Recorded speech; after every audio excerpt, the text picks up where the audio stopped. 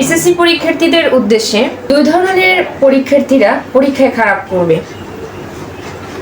যারা over confidence নিয়ে পরীক্ষার হলে যাবে এবং যারা লোয়ার কনফিডেন্স নিয়ে পরীক্ষার হলে যাবে। তোমাকে পরীক্ষার হলে যেতে হবে স্ট্যান্ডার্ডভাবে। ওভার কনফিডেন্স নিয়ে যারা পরীক্ষা দিবে তারা যখন পরীক্ষার হলে ঢুকবে তখন ভাববে যে আমি আধা ঘন্টা আগেই মনে হয় পরীক্ষায় সব কিছু লিখতে পারবো, কিন্তু দেখা যায় পরীক্ষায় প্রশ্ন পাওয়ার সাথে সাথে ওরা প্রশ্নের উত্তরটাই ভুলে যায়।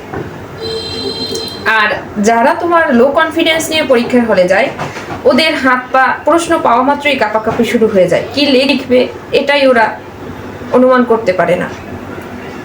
তো ওভার কনফিডেন্স নিয়ে পরীক্ষার হলে যাওয়া যাবে না এবং লো কনফিডেন্স নিয়েও পরীক্ষার হলে যাওয়া যাবে না। তোমাকে যেতে হবে অবশ্যই স্ট্যান্ডার্ডভাবে, যে না আমি পরীক্ষার হলে প্রশ্ন যাই আসুক না কেন আমি অবশ্যই ভালোভাবে লিখতে পারবো। আর তোমার লেখার প্যাটার্নটা অবশ্যই সুন্দর হতে হবে, তোমার মূল ভাব থাকতে হবে। লেখার ভিতরে যদি তুমি মূল ভাব না রাখো, অনেক পৃষ্ঠা 3-4 পৃষ্ঠা করে লিখে দিলে তাতে কোনো কাজ হবে না, কিন্তু মূল ভাব মূল অংশ থাকতে হবে। তোমার প্রশ্নে কি চাইছে সেটার সাথে প্রশ্নের উত্তরটা মেল রাখতে হবে। যদি তুমি সেটা না করো তাহলে দেখা যায় 4-5 পৃষ্ঠা পড়েও তুমি সেখানে মার্ক পেলা না। তুমি তো বলবা বাসায় এসে যে আমি অনেক ভালো লিখে আসছি, কিন্তু দেখা যায় যখন রেজাল্ট বের হয় তখন তোমার পরীক্ষার খাতায় মার্ক নেই। আমার উপদেশ থাকবে যে অবশ্যই প্রশ্ন ছোট লেখো, তাতে কোনো সমস্যা নেই, কিন্তু মূল অংশটা যেন তোমার খাতার উত্তরে আসে। তাহলে তোমার অনেকে দেখবা যে কম লিখেও বেশি মার্ক পাচ্ছে, আর অনেকে বেশি লিখেও কম মার্ক পাচ্ছে। তো যে তোমার কম লিখে বেশি মার্ক পাচ্ছে সে ওইখানে মূল ভাব মূল অংশটাকে লিখছে, আর তুমি বেশি লিখে কম মার্ক পাচ্ছ, তুমি অনেক কিছু ইতিহাস লিখে আসছো, কিন্তু তাতে কোনো কাজ হবে না। তোমার মূল অংশ থাকতে হবে। পরীক্ষার হলে হতাশ হওয়া যাবে না, অবশ্যই তোমার টাইম ম্যানেজমেন্টটা শিখতে হবে। 7টা সৃজনশীল যারা অ্যান্সার করবা তোমাদের এক একটা সৃজনশীলের জন্য 22 মিনিট সময় নিতে হবে। তুমি 22 মিনিট থেকে যদি 23 মিনিট 24 মিনিট বা 25 মিনিট নাও তাহলে তোমার 3×7 = 21 মিনিট তুমি বাড়তি নিচ্ছ। তাহলে সেই 21 মিনিট কি তোমাকে দেওয়া হবে? তাহলে তোমার 22 মিনিটের জায়গায় তুমি চাবা যে আমি যেন 20 মিনিট এটা লিখতে পারি। তাহলে 7টা প্রশ্ন লেখার ক্ষেত্রে তুমি দেখবে খাতাটা রিসার্চ করার জন্য তুমি টাইমও পাচ্ছ। সেজন্য পাশে কে কি বললো কে কি করলো ওটা দেখার তোমার প্রয়োজন নেই। তুমি যাচ্ছ পরীক্ষা দিতে। প্রত্যেকটা বাবা মায়েরই স্বপ্ন আছে যে তার সন্তান ভালো রেজাল্ট করুক।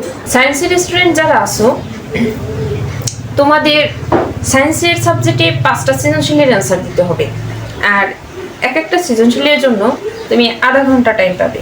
অবশ্যই তোমাকে আধা ঘন্টাই নিতে হবে। তুমি যদি 2 মিনিট বেশি নাও তাহলে দেখা যায় অন্য একটা সৃজনশীলের তুমি কম টাইম পাচ্ছ। সেজন্য তোমাকে এক একটা সৃজনশীলে আধা ঘন্টাই টাইম নিতে হবে।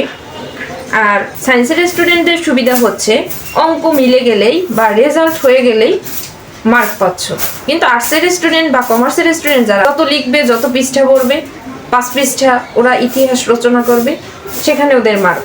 আর তোমরা যদি সায়েন্সের যারা আসো সূত্রটা ভালো করে লিখলা, মানটা ভালো করে বসাইলা, রেজাল্ট হয়ে গেল, তুমি ছাক্কা মার্ক পাচ্ছ। সেজন্য তোমাকে কি করতে হবে, তোমাকে ফোকাস রাখতে হবে তোমার ক্যালকুলেটর ব্যবহারে যেন কোনো ভুল না হয়।